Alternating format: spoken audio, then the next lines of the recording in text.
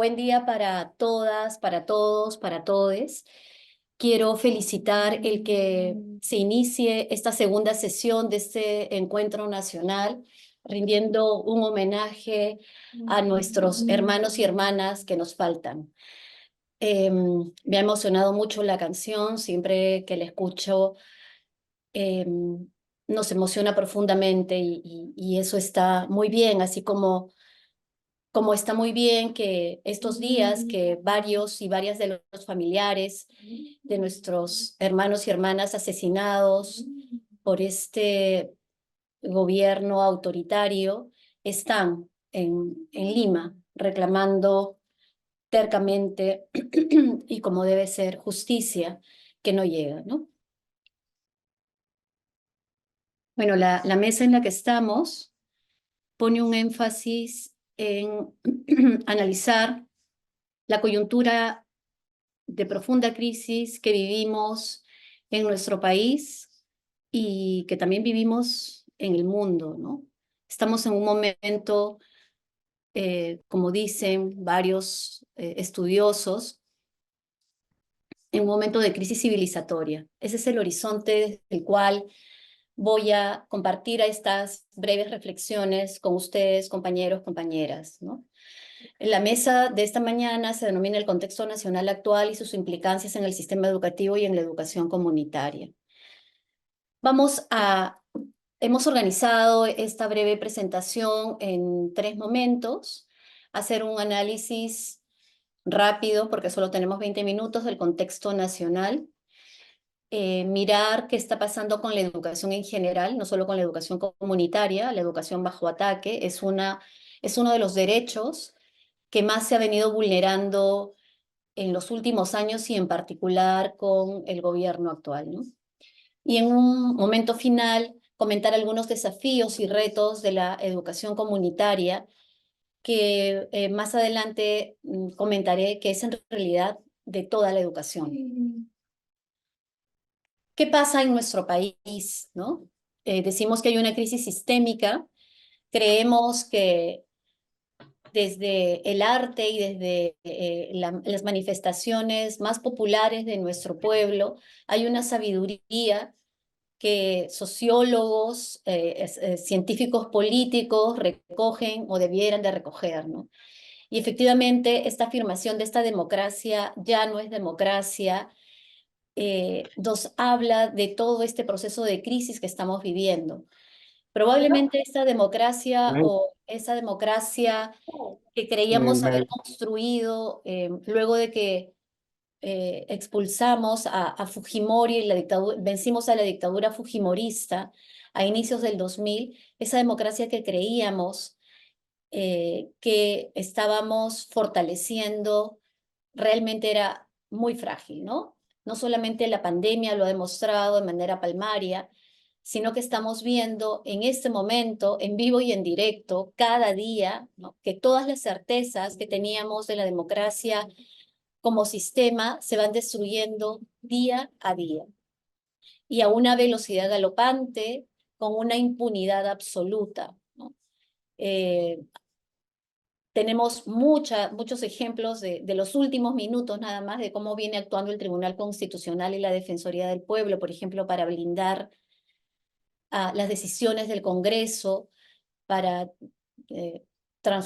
tirarse abajo, ¿no? Cuestionar a la Junta Nacional de Justicia con el interés subalterno de mantener a una fiscal de la Nación absolutamente corrupta, ¿no? Y que está a la medida del Congreso. A ver, veamos, ¿no? Un primer aspecto que creo que es fundamental es que este gobierno, que supuestamente desde el sistema formal de la democracia estamos y vivimos en un gobierno democrático, afirmamos que es un gobierno ilegítimo porque gobiernan quienes perdieron las elecciones, más allá de si estemos o no de acuerdo de quién ganó las elecciones, nos gobierna quienes perdieron. Nos gobiernan desde una mafia congresal y además y sobre todo, este gobierno está manchado de sangre. Es absolutamente ilegítimo un gobierno que es responsable de por lo menos 40 muertes de peruanos, de peruanas, además de 49 muertos en manos del Estado. Murieron muchos más, está probado por informes internacionales que son 49 de los muertos cuya responsabilidad es del propio gobierno, ¿no? Actualmente la presidenta tiene 7% de aprobación. ¿Cómo puede ser legítimo un gobierno y cómo podemos llamar a esto una democracia si solo el 7% y quizá ya disminuyó ese porcentaje apoya al gobierno de Boluarte? Los poderes del Estado, supuestamente este es un principio de la democracia, no tienen autonomía, no hay separación de poderes. Es claro que vivimos en una dictadura congresal, un Congreso que tiene solo el 6% de aprobación. Viene cambiando galopantemente la Constitución, esa que no querían tocar y que señalan que no se debe de tocar y que no podemos y no debiéramos pensar en un proceso constituyente, ¿no? Que siente nuevas bases y nuevos acuerdos para el país en el que queremos vivir. La institucionalidad del país, nuestra frágil institucionalidad que ha costado tanto fortalecer o que creíamos haber fortalecido, viene siendo destruida cada día, ¿no? El Tribunal Constitucional, la Defensoría del Pueblo, la Fiscalía de la Nación están tomados por esta mafia congresal. Hay una arremetida contra la Junta Nacional de Justicia y muy pronto probablemente también caerán la OMPE y el Jurado Nacional de Elecciones.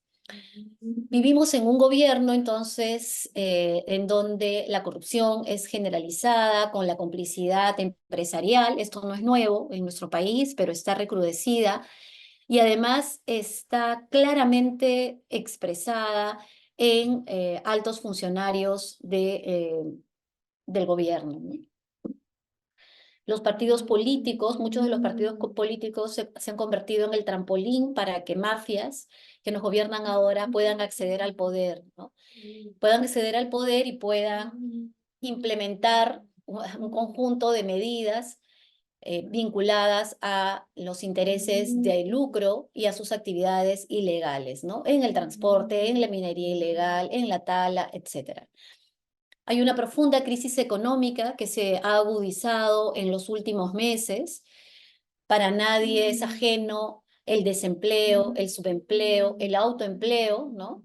Me parece bien importante señalar autoempleo y no trabajo informal. El autoempleo que en el país está en el 70% y hay regiones que superan el 80%.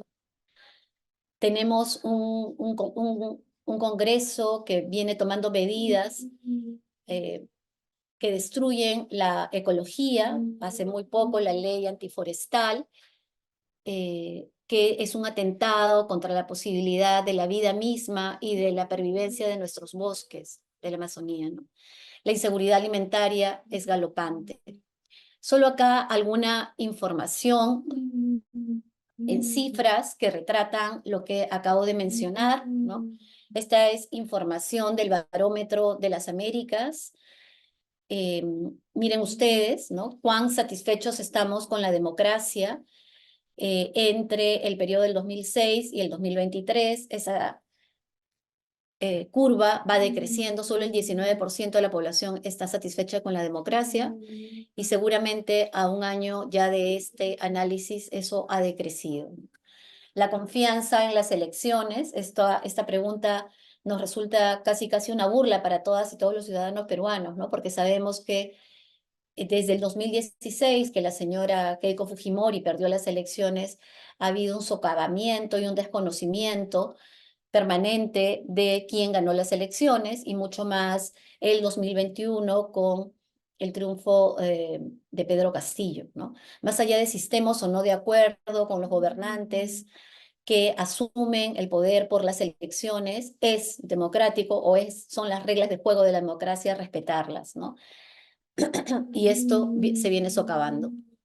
La confianza en el Congreso, bueno, aquí las cifras hablan por sí mismas, ¿no? Ya el 2023 solo el 7% tenía confianza en el Congreso, ahora mismo es entre el 6 y el 5%, ¿no? La percepción de la situación económica, aquí la pregunta es, o estos porcentajes están vinculados a si la economía va a empeorar, es decir, el gráfico muestra los porcentajes de quienes respondieron que la economía está peor. El 80% en 2023 ya señalaba eso, ¿no? y la intención de irse del país, ¿no? Sobre todo para jóvenes, para mujeres, pero no solamente, ¿no? Hay familias enteras que empiezan a migrar con mayor incidencia en los últimos meses, ¿no?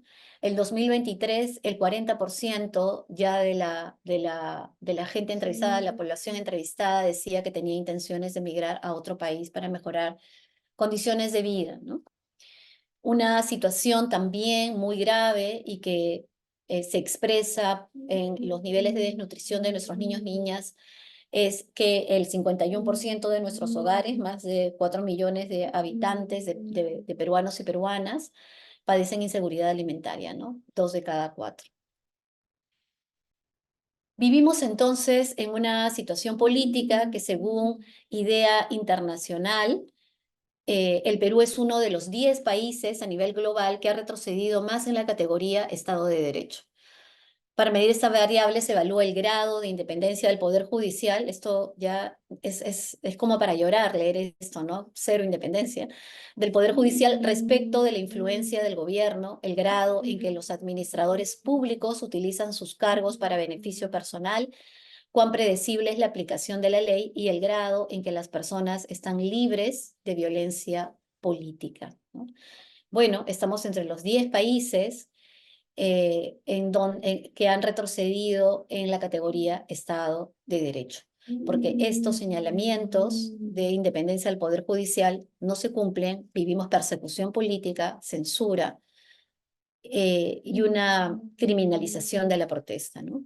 La inseguridad ciudadana también es otra de las problemáticas latentes en nuestro país y no solamente en Lima. Miren este mapa del Perú, ¿no? Es en todo el país y avanzamos a un estado en el que la extorsión y en el que las mafias y la criminalidad gobiernan y tienen bajo el temor a grandes sectores de nuestra población, ¿no?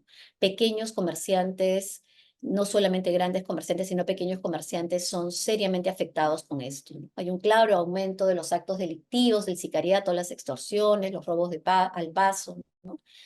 Y según la encuesta del IEP, indica que el 80% de la población siente inseguridad por cualquier acto delictivo. Y obviamente esto afecta seriamente la economía y sobre todo la economía de subsistencia de nuestra población. Hay mucho temor a abrir una pequeña tienda, abrir un pequeño negocio en cualquier mercado, en cualquier distrito, en cualquier barrio, porque existen estas bandas de extorsión y vivimos en un país donde eh, no solamente es un Estado mafioso, no solamente es una coalición autoritaria la que nos gobierna, sino absolutamente ineficaz, absolutamente inútil frente a las grandes problemáticas que vivimos como país, ¿no? La situación ambiental es de gravedad, no voy a abundar en esto, es muy claro que hemos estado señalando esto de manera permanente y es una gran problemática que nuestros hermanos y hermanas de nuestros pueblos originarios vienen defendiendo desde hace mucho. Son asesinados por ello los dirigentes, los líderes, las lideresas que defienden la vida misma, ¿no? Se ha modificado, como ustedes saben, la ley forestal y han señalado la desaparición de la zonificación y la obligación de reforestar de quien compró terrenos deforestados.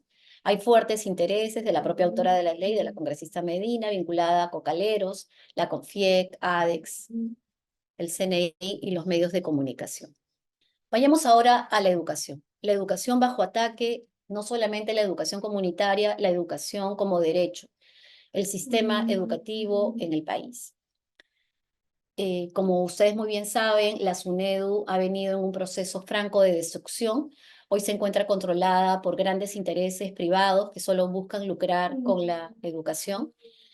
El intento de imponer el año pasado, seguramente ustedes recuerdan, al congresista Alejandro Cabero, que propuso y que también desde el ministerio se comenzó a mencionar el sistema de voucher como una posibilidad de política en el país, a pesar de su fracaso rotundo y de la del incremento de brechas educativas, como se ha comprobado en el propio Chile y Estados Unidos, ¿no?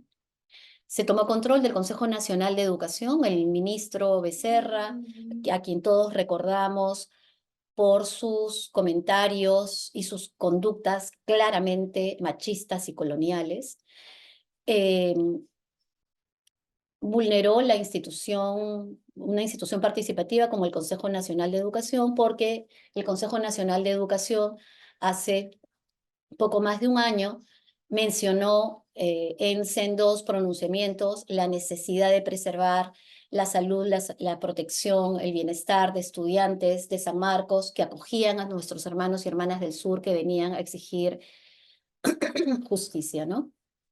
Hay un retroceso muy grande en la educación intercultural bilingüe, no solamente reducción del derecho de la propia oferta de educación intercultural bilingüe en su calidad y pertinencia.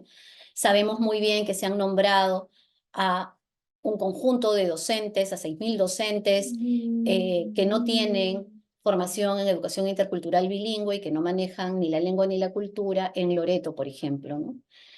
Hay un ataque tremendo contra la igualdad de género en la educación. Hay un conjunto de normativas, como la Ley 31498, que elimina el lenguaje inclusivo, y hay otra ley que señala la intromisión en los contenidos del aprendizaje, que son un elemento altamente político en la educación, como todos y todas sabemos, ¿no?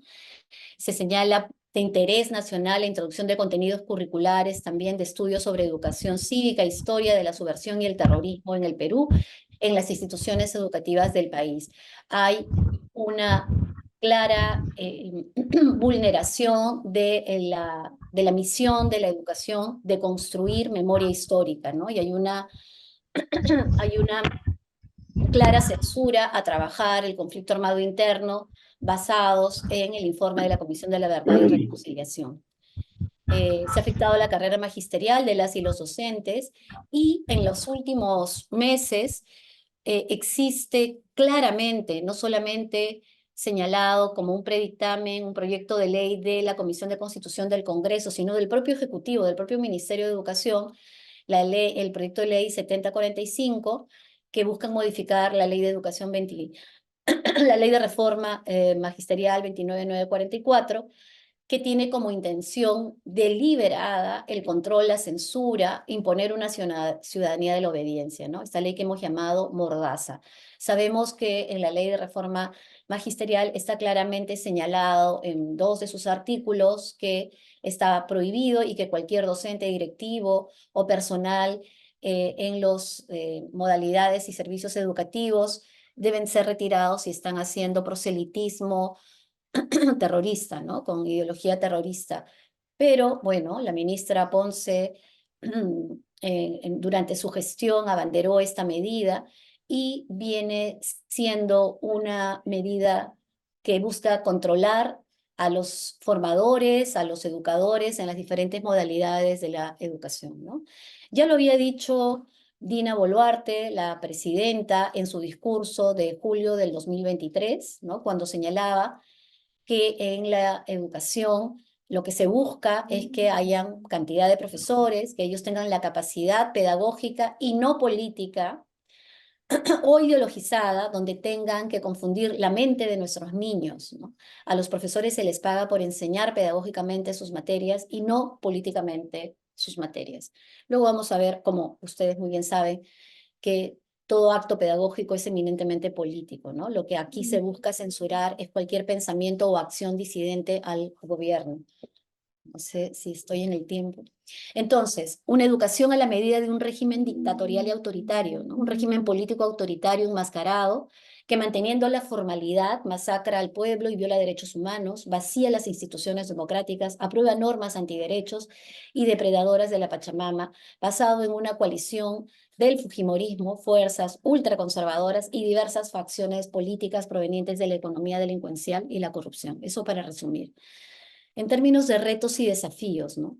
La educación toda, la educación comunitaria, por supuesto, tenemos una misión fundamental que es la lucha por la democracia. No es posible acceder a ningún derecho y en particular al derecho a la educación en un país que no defiende, que no es democrático, que no basa la democracia en el respeto irrestricto y la garantía irrestricta de los derechos humanos, que no defiende la vida, toda forma de vida, la vida humana y las otras formas de vida, ¿no? Entonces planteamos retos y desafíos y como ustedes ven en las fotos hay un claro llamado a la movilización, a la participación y a la organización.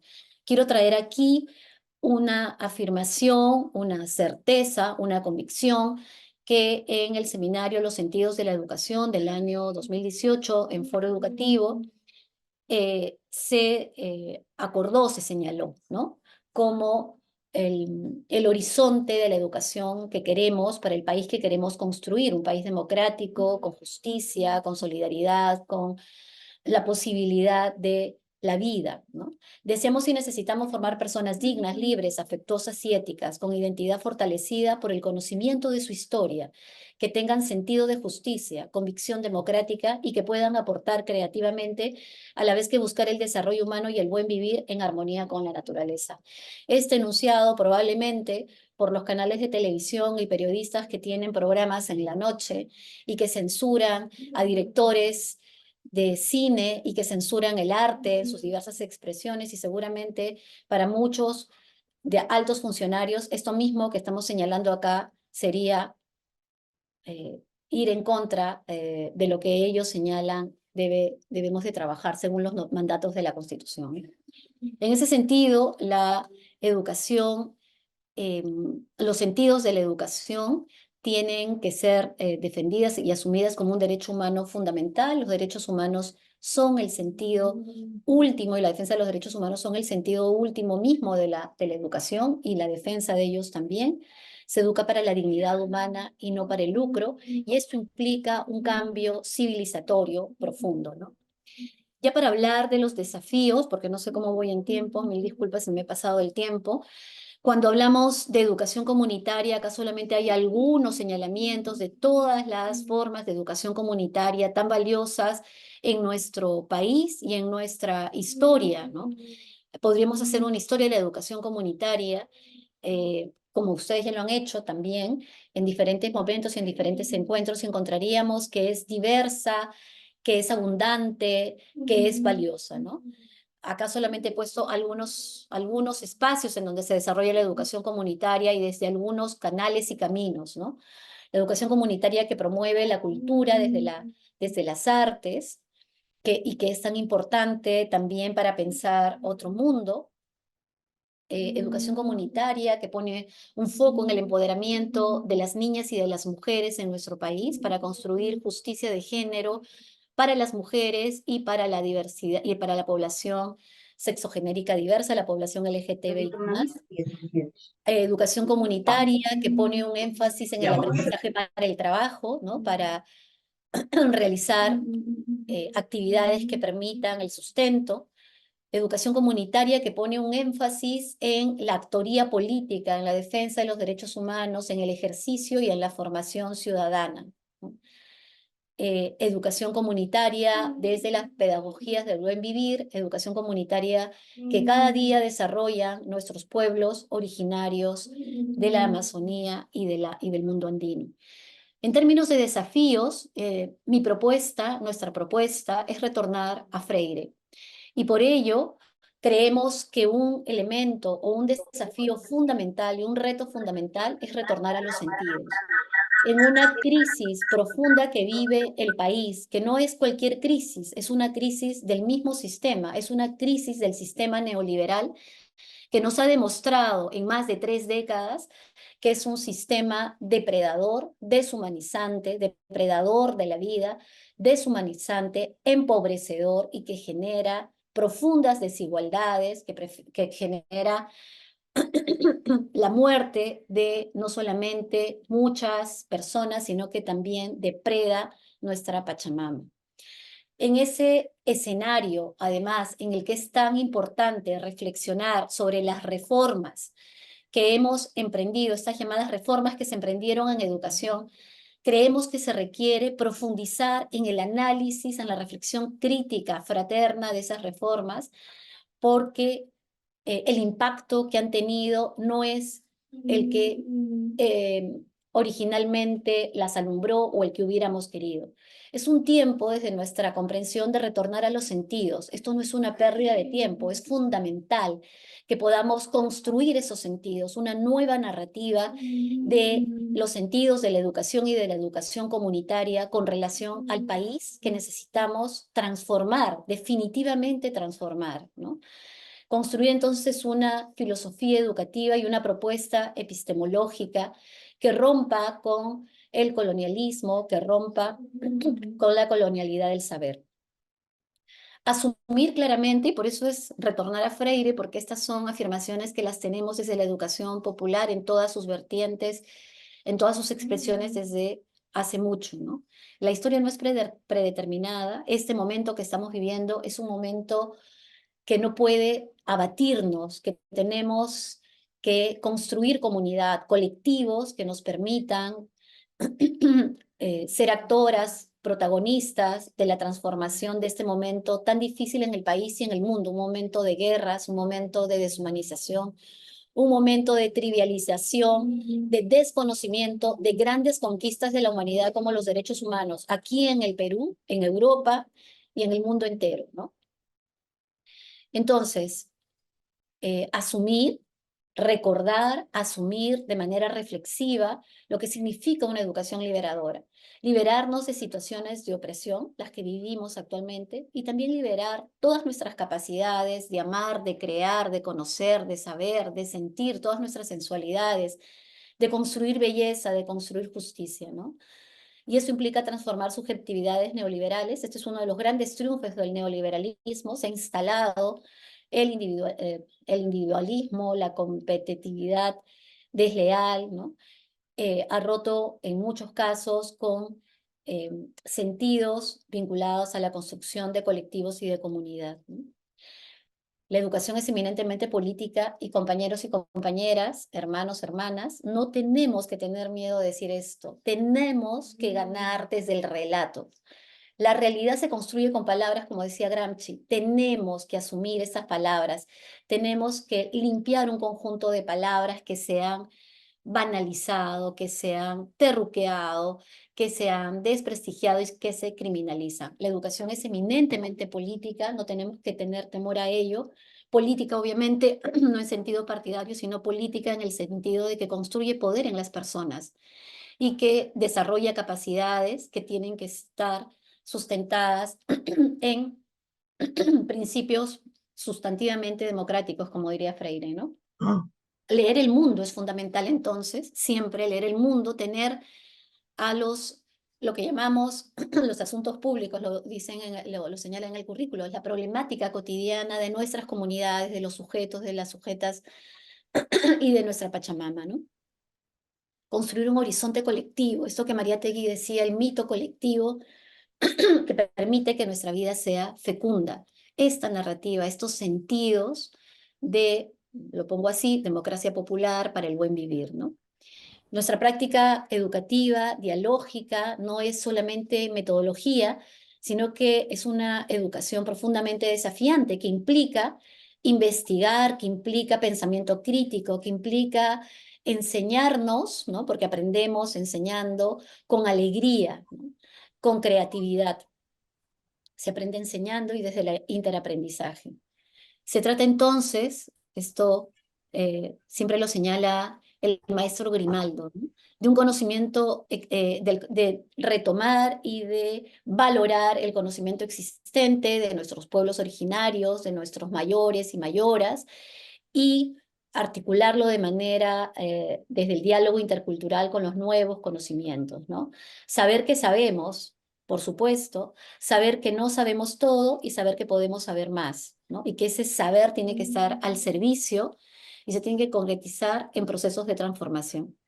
Esperanzar, ¿no? Freire decía que la esperanza debiera convertirse en un verbo, ¿no?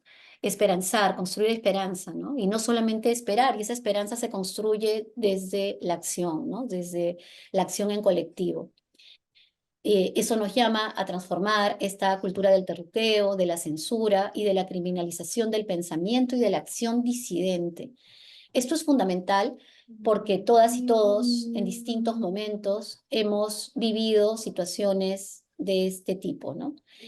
Y este lema, con esto acabo, la resistencia no es solo aguantar, sino construir algo nuevo, que pertenece al territorio entre Guatemala y que me parece importantísimo, ¿no? Resistir no solamente es aguantar, sino construir algo nuevo. En eso estamos, compañeros y compañeras. Esa es nuestra misión desde las pedagogías y la educación comunitaria. Muchas gracias.